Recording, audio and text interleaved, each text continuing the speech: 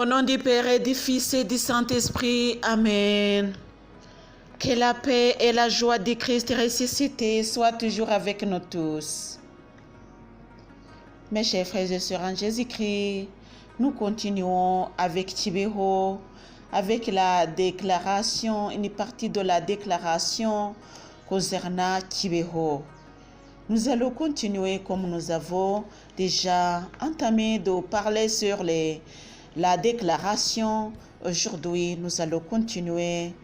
Mes chers frères et sœurs en Jésus-Christ, ça nous concerne tous, puisque nous devons savoir comment Kibéro a été déclaré lieu des apparitions. Que le Seigneur Jésus nous bénisse nous tous, mes chers frères et sœurs en Jésus-Christ. Je suis Marie-Louise Manarongo.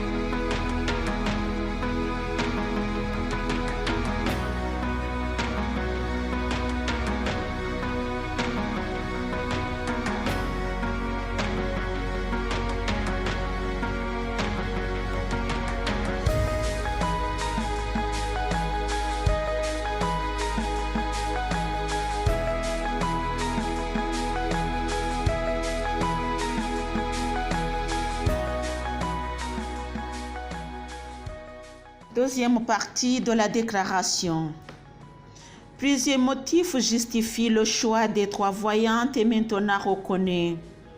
Ces voyantes dont le lieu historique qui les unit entre elles est bien établi ont occupé seule la scène durant plusieurs mois au moins jusqu'en juin 1982. De plus, ce sont elles qui ont fait beaucoup parler de Kibéro comme des liens d'un lieu d'apparition et de pèlerinage, et qui ont fait courir des foules pour cela jusqu'à la fin de ces événements.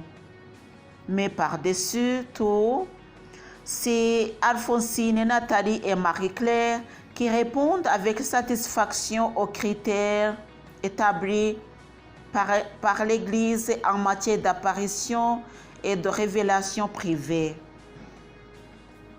Par contre, l'évolution des présumés voyants postérieurs, surtout depuis la fin de leur apparition, laisse apparaître des situations personnelles bien précises et plus ou moins inquiétantes qui viennent renforcer des réserves déjà existantes à leur sujet et dissuader l'autorité de l'Église de les proposer aux fidèles comme une référence. Troisième déclaration, dans l'appréciation des faits et des messages sur les apparitions publiques sont à prendre en considération. Sont publiques les apparitions qui ont eu lieu en présence de plusieurs témoins, ce qui ne veut pas dire nécessairement une foule. Le temps fort de ces apparitions s'est terminé avec l'année 1983.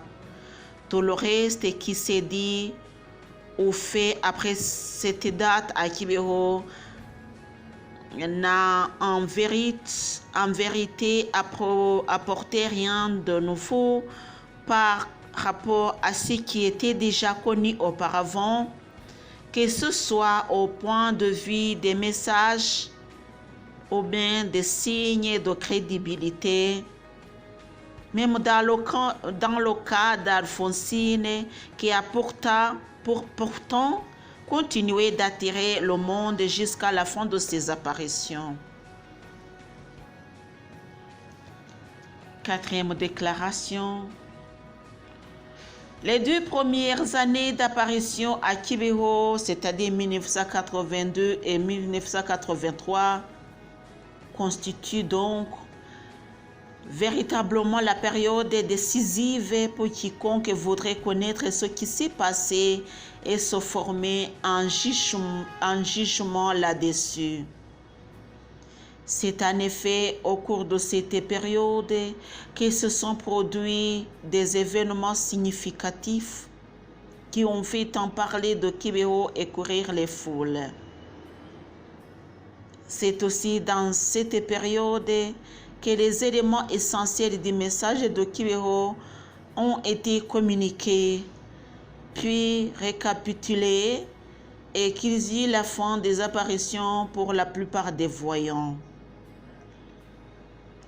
5e déclaration. Dans le cas des 3 voyantes retenues qui sont finalement à l'origine de la célébrité de Kibeho, il y en a qui a été dit ou fait par et pendant les apparitions qui soient contraires à la foi ou à la morale chrétienne. Leur message rejoint avec satisfaction les Saintes Écritures et la traduction vivante de l'Église. 6e déclaration. Bien entendu, dans ce domaine des apparitions, des influences extérieures sur les voyants ou des manipulations sont toujours possibles.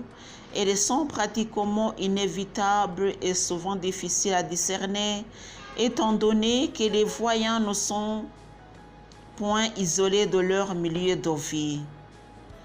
Quoi qu'il en soit, les interférences constatées ne semblent pas avoir altéré le vrai message de Kibeho. Une analyse approfondie de la période des débuts des apparitions permettra de mieux démêler parmi bien des paroles attribuées à la Sainte Vierge celles qu'elle aurait vraiment dites, notamment en ce qui concernait le message de la chapelle. Du reste, nous ne devons pas perdre de vue cette vérité qu'est d'ordinaire Dieu, notre Créateur, qui veut que nous, tous les hommes, soient sauvés et parviennent à la connaissance de la vérité. En Timothée, chapitre 2, verset 4. Se sert de ce qu'on appelle les causes secondes pour réaliser son plan de salut. 7e déclaration. Parmi les signes de crédibilité des apparitions, on peut mentionner entre autres des faits tels que la bonne santé mentale, l'équilibre humain, la lucidité et la sincérité des voyantes attestées par les conclusions de la commission des médecins, dont un psychiatre. Le climat vraiment pieux et sincère dans lequel se sont déroulés ces événements. Une absence de recherche du sensationnel chez les voyantes, ce qui peut signifier que les apparitions ne se produisaient pas de façon automatique ou bien téléguidée. La non-contradiction des voyantes quant au message et au comportement. La réalité des extases qui n'ont rien de maladif ou d'hystérique d'après les différents tests et examens effectués par les commissions. le naturel, la cohérence et la simplicité des dialogues avec l'apparition. Le fait que certaines paroles qui ont été dites manifestaient un niveau supérieur à la culture et à la formation religieuse des personnes qui les ont dites. Le phénomène de voyage mystique pour Alphonsine d'abord, le 20 mars 1982, et pour Nathalie ensuite, le 30 octobre 1982. La journée du 15 août 1982, qui fut marquée notamment contre toute attente par des visions effrayables qui dans la suite se sont avérées prophétiques au vu des drames humains vécus au Rwanda et dans l'ensemble des pays de la région des Grands Lacs ces dernières années. Le jeûne extraordinaire de Nathalie durant le carême 1983. Jeûne rigoureusement surveillé par la commission médicale dont les membres n'étaient pas tous des catholiques, à fortiori des catholiques pratiquants. Mais surtout le message de Kibeho, dont le contenu reste cohérent, pertinent et orthodoxe.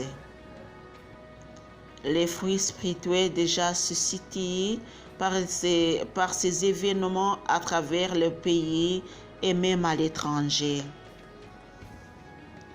On ne peut pas attacher aucune valeur probable au soi-disant phénomène solaire que l'un ou l'autre prétendu voyage postérieur aux trois maintenant reconnus a cru voir et a tenté de faire voir aux foules de pèlerins de Kibeho, notamment dans le courant du novembre 1982, puis après 17 heures. Il n'y a là aucun miracle, des témoins différents et dignes de foi donnent une explication naturelle du phénomène qui paraît bien fondé et incontournable. 8e déclaration. Dans le message de Kibeho, il est question, entre autres aspects, des paroles attribuées à la Vierge Marie qui voudrait qu'on construise un sanctuaire à Kibeho en son honneur et en souvenir de ses apparitions là-bas. Ce message reçu par Alphonsine pour la première fois lors de l'apparition du 16 janvier 1982 a été répété à plusieurs reprises durant cette année-là. Ce message fut donné par la Vierge non pas de sa propre initiative, mais comme réponse à une demande qui lui avait été adressée par la voyante. On doit reconnaître aussi que dans les paroles attribuées à la Vierge par les voyantes, nulle part il n'a été question de basilique, mais plutôt de chapelle, Bikira Maria Ngwalashaka chapelle. Le concept basilique est un élément totalement étranger au vrai message de Kibeho. Aucune des trois voyantes reconnues n'a utilisé ce mot. L'idée vient plutôt d'un ouvrage paru en février 1983 sur les apparitions de Kibeho et distribué gratuitement dans certains milieux. 9e déclaration. Toujours à propos du message de la chapelle à construire sur le lieu des apparitions de Kibeho, l'examen des paroles attribuées à la Vierge Marie révèle qu'en fin de compte, celle-ci n'a-t-on imposé à l'évêque ni dénomination précise, ni plan, ni dimension, ni modèle de décoration, mais au contraire, et de lui laisse la liberté d'agir suivant l'utilité pastorale pour les fidèles. Du reste, même si la Vierge Marie n'avait pas demandé qu'on lui construise une chapelle, celle-ci s'imposerait d'office à partir du moment où un culte public est reconnu sur les lieux. Chers amis, telles sont les parties de la déclaration. On s'arrête aujourd'hui sur la 9e déclaration. On va continuer jusqu'à 16. Ce sont au nombre de 16 déclarations.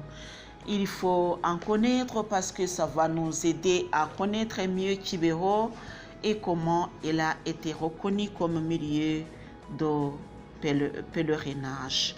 Que le Seigneur Jésus nous bénisse. Au nom du Père et du Fils et du Saint-Esprit. Amen.